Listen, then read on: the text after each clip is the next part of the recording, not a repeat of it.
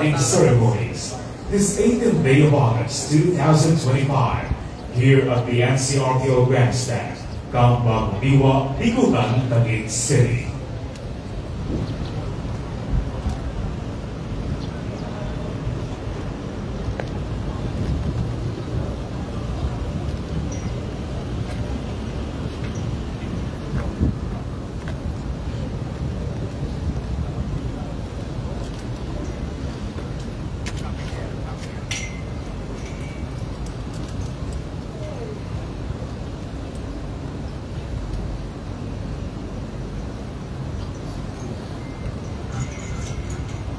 The ceremony begins.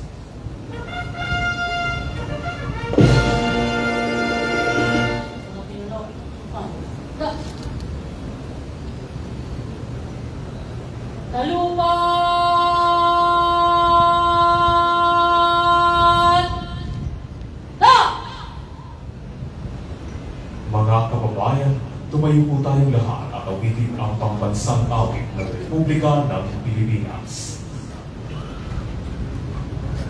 Tanghal!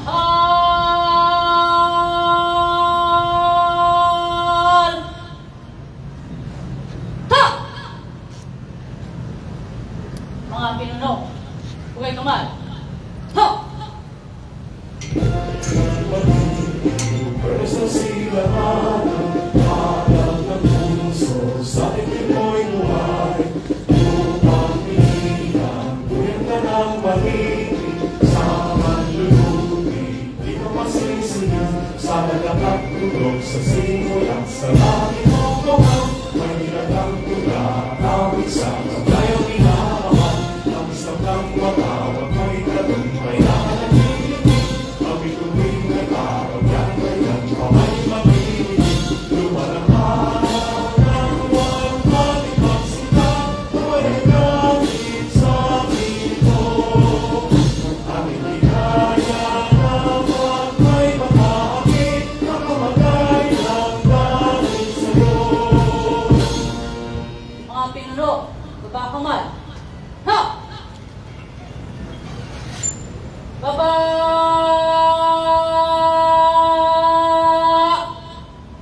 Ha!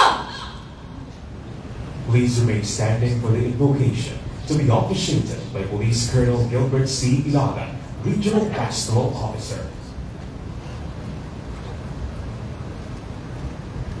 Let us now put ourselves in the presence of our Almighty God and let us pray.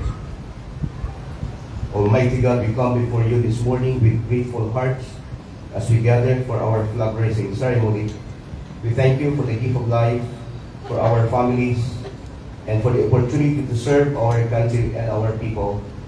Lord, we humbly ask for your guidance in all that we do, in moments of uncertainty and times of crisis. Be our strength and our life. Grant us wisdom in our decisions, courage in our duties, and compassion in our service. Bless our leaders, our organization, and every member present today. May unity, integrity, and peace always prevail in our workplace and in our nation. All of this we ask in Jesus' mighty name. Amen. To lead the Manunumpa ng Katapatan sa Watawat ng Pilipinas and recitation of the Police Officer's Pledge, we would like to request Police Captain Cecilio T. Desahagun, Planning Officer, NCRPTC. Mangyaring pakitaas po ang ating kanang kamay. Taas ka ng kamay!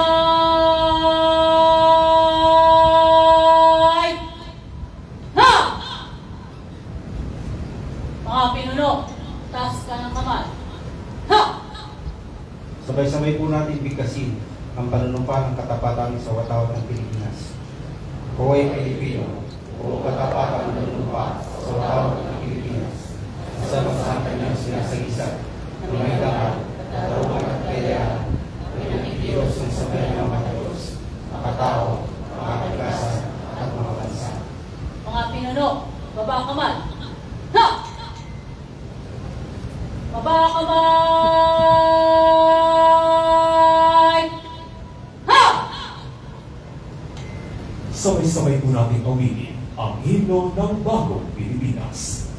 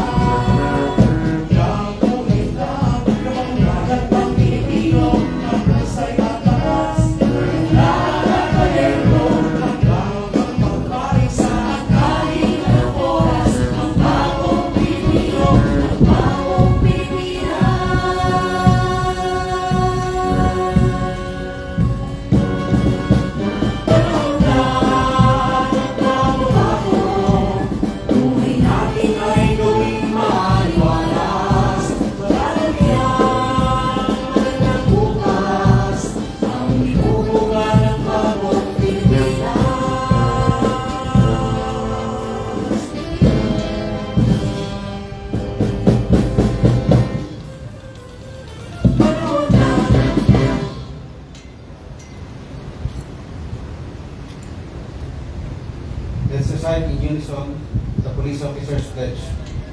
I will love and serve God, my country and people. I will uphold the Constitution, obey legal orders, the duly constituted authorities. I will pledge myself to maintain a high standard of morality and professionalism. I will respect the customs and traditions of police service, and I will live a decent and virtuous life to serve as an example to others. Please be seated. We now come to the presentation of awards to NCRPO personnel with significant accomplishments. To present the awards, may we request our Regional Director of Police, Major General Anthony A. Avery, to be assisted by the other members of the command group. Citation means for the arrest of Roderick Daviola Perez, top 6 most wanted person regional level, top 2 most wanted person district level, and top 1 most wanted person station level on July 30, 2025 along Wagas Street, Barangay 35, Tondo, Manila for the crime of rape. Medalya ng Kagalingan is awarded to Police Master Sergeant R.L. R. Barnachea of Manila Police District.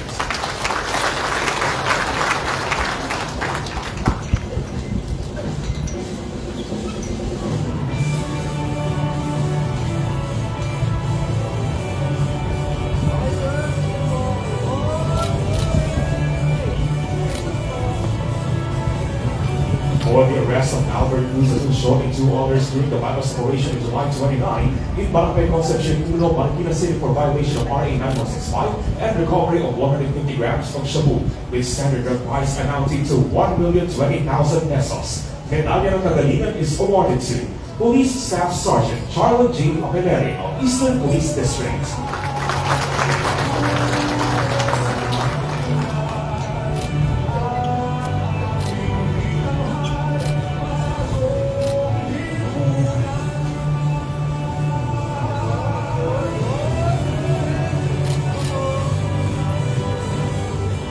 For the arrest of Edmund Navarquez Dalu, top 10 most wanted person regional level and top 9 most wanted person district level on July 30, 2025 in Barangay Commonwealth, Quezon City for violation of acts of lasciviousness.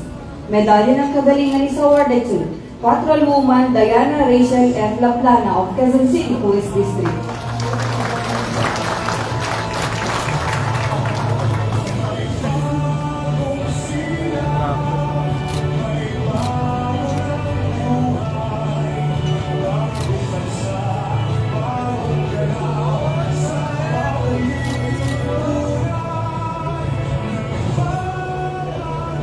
For the arrest of Irving Villanueva Aguilar, top 1 most wanted person regional and district level and top 2 most wanted person station level on August 1, 2025 in Barangay 14, Caloocan City for the crime of murder.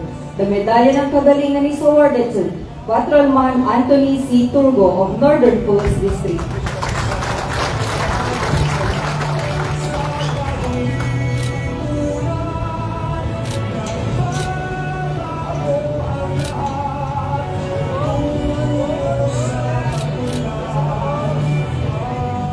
For the arrest of Manuelito Tenco Mariano and Melissa Fernandez Dumami during the bypass operation July 16 in Barangay New Lower Bicutan, Taguig City for violation of RA 9165 and recovery of 150 grams of shabu with standard price amounting to 1,020,000 pesos. Medalya ng Kagalingan is awarded to Patrolwoman Sheila P. Washington of Southern Police District.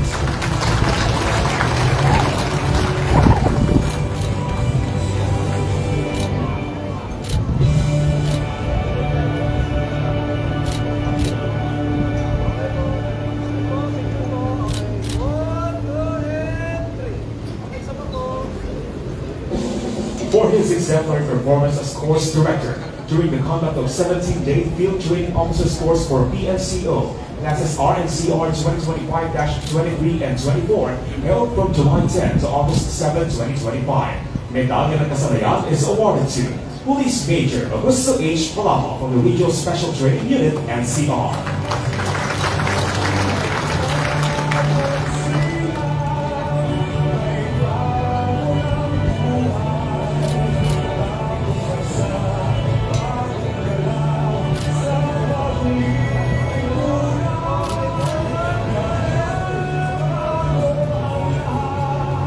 For his unwavering dedication, commitment to public service, and his expert technical support to the Eastern Police District sound system, and his proactive assistance with facility maintenance which significantly benefited the organization, Medalya ng Papuri is awarded to NUP Patrick V. Timaho of Eastern Police District.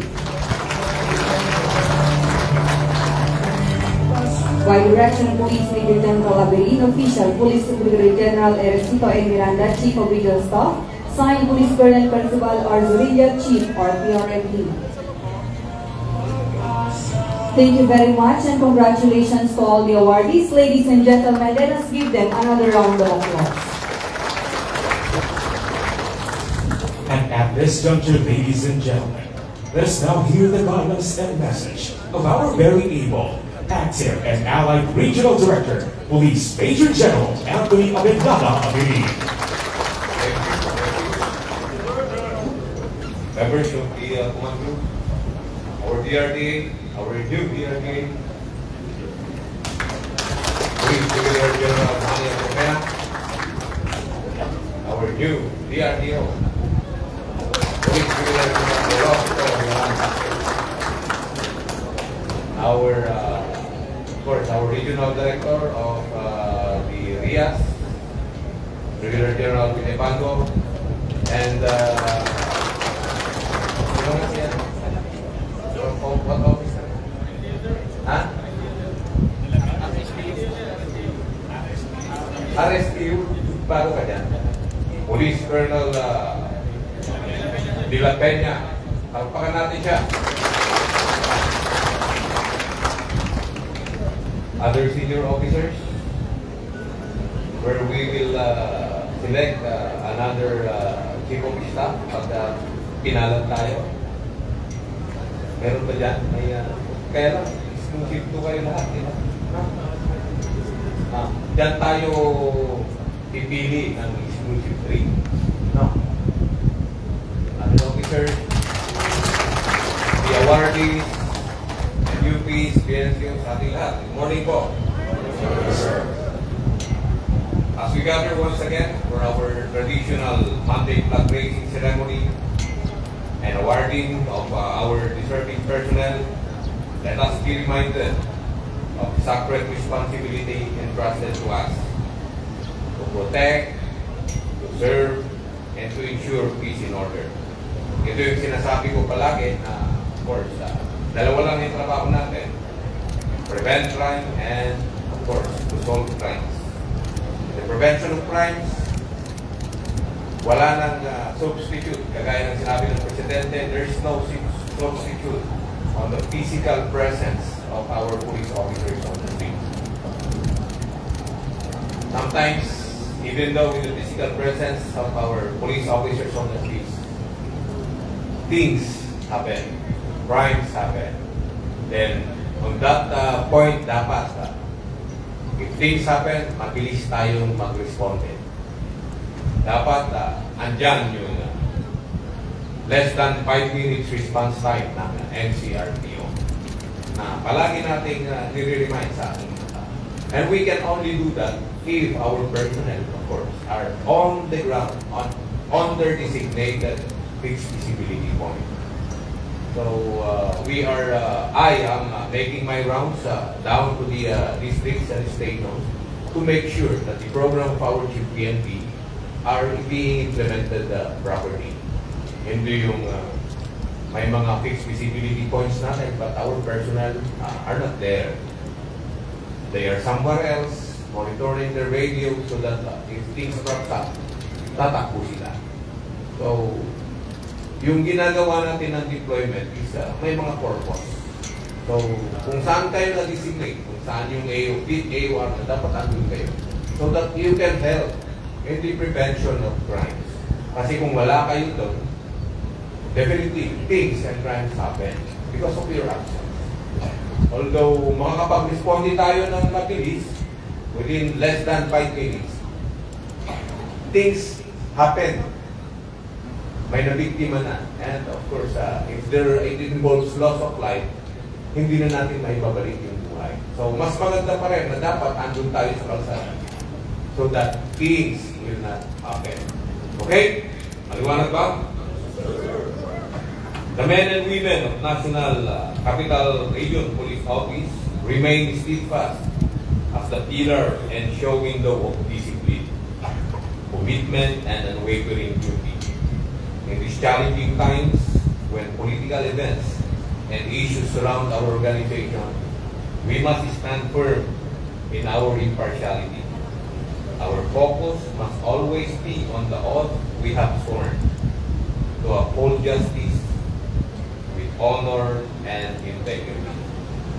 In the past week alone, our collective dedication has been made evident to a series of successful operational accomplishments. Through intensified anti-criminality drives, high-impact police operations, and decisive law enforcement initiatives, we have once again demonstrated the strength and credibility of NCRPO. These milestones were not achieved by chance. They are the result of our able, upkeep, and allied policy, which continues to inspire synergy, vigilance, and unity among our ranks. Equally instrumental is the less than 5 minutes response time program of our Chief Philippine National Police General Nicolas D. Torre III. This has elevated the standard of police responsiveness across Metro Manila. As you can see, last night alone, naging successful na naman itong, we have so many success stories on our 5 minutes response time. Last night alone, in Mandaluyong, yung shooting incident that happened in Mandaluyong, we have quickly responded and were able to arrest the suspect. So, palakpakan natin ang Mandaluyong. Ganun kaganda yung responsiveness ng PNP ngayon. And of course, without that program, without that initiative of our Chief PNP, yung 5 minutes response time na yan, ay siguro those incidents hindi natin na-solve. Kasi nga, kagaya ng dati, wala tayong decisive action na kumbaga ma-report sa atin, wala, kumbaga kung mag-responde man tayo ay wala na yung mga suspect. But with that 5 minutes response time of our Chief PNP, mabilis ang mga tao natin, mabilis mag-responde, at alam nila kung saan kagad sila sa tatakbo because na-memorize na nila, nakabisado na nila yung buong AOR nila with the daily drills or simulation exercises na ginagawa ng ating kapulisan. So, to the men and women of NCRPO, let's continue the good things that we are doing. Let's continue our daily drill para pagdating ng panahon, yung 5 minutes response time na yan ay marireduce pa natin ng 3 minutes response time. Okay? Makakasaba ko? As we move forward, let us keep this momentum. Let our successes remind us that discipline and integrity are the bedrock of our service. Let us remain impartial, resolute, humble yet courageous, and always united in our sworn vision to safeguard our communities and our nation. Again, sa ating lahat, magandang umaga and mabuhay ang NCRPO. Thank you very much, sir, for your very inspiring message. And with that, ladies and gentlemen, please remain standing and together we sing with pride and honor the PNP hymn.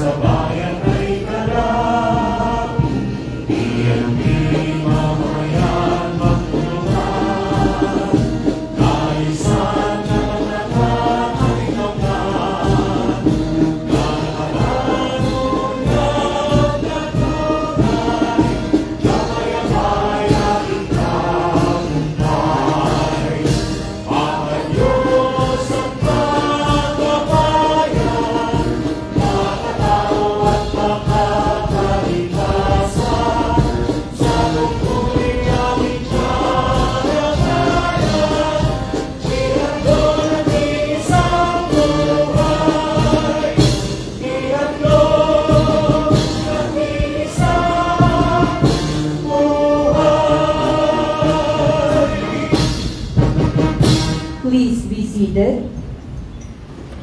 Ladies and gentlemen, we shall now witness the passing review. We would like to request the training manager RSTU NCR, Police Colonel Christopher D. De La Peña, to please proceed in front to serve as reviewing officer. Also, we would like to request the awardees to please proceed downstairs to acknowledge the troops.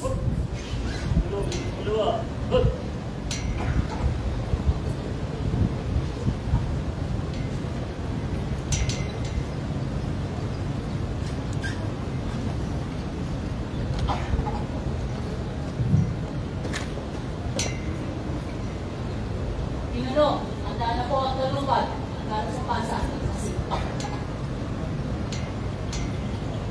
Mga pinuno, sumalikod ko.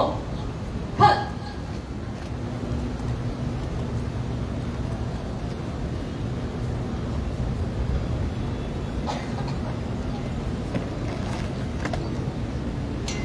Nasa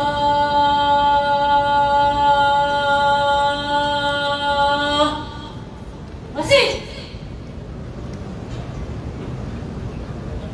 Harap sa kanan.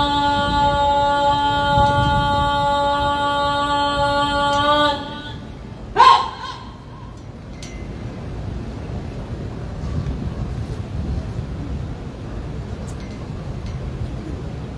Pasulong.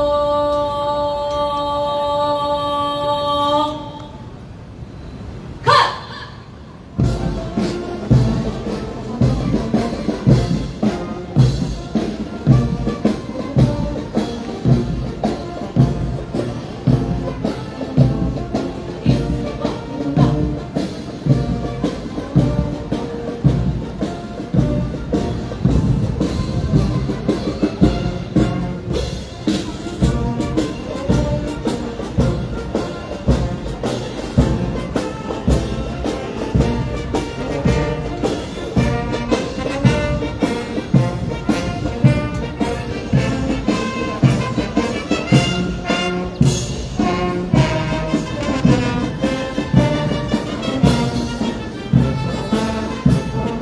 Ladies and gentlemen, approaching the grandstand is the active and allied team Tennessee Army Club, headed by the battalion commander, Police Colonel Flores, S1 Police Lieutenant Colonel Johnson, S2 Police Lieutenant Colonel Vargas, S3 Police Lieutenant Colonel Selected, S4 Police Lieutenant Colonel Arms.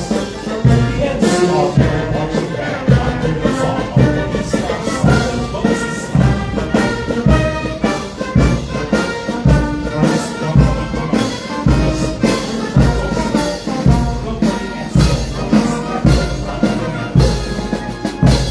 First platoon leader, Police Lieutenant Argentina. Second platoon leader, Police Lieutenant Tukul. These are flags for the colors.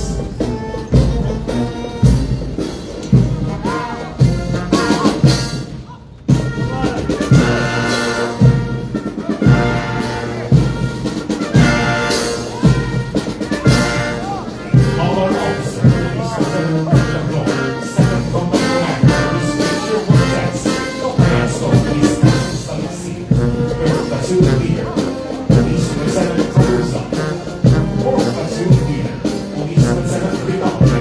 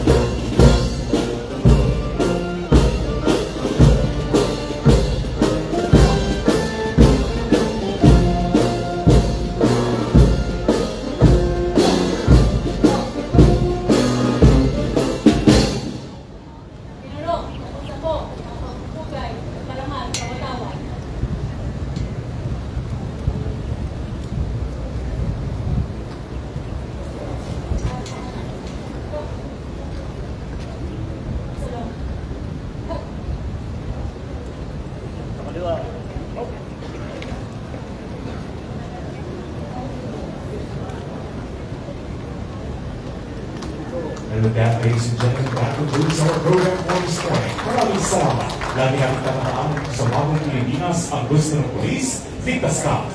Announcement, all personnel at the right and left wing of the grandstand, please remain. Again, announcement, all personnel from the left and right wing of the grandstand.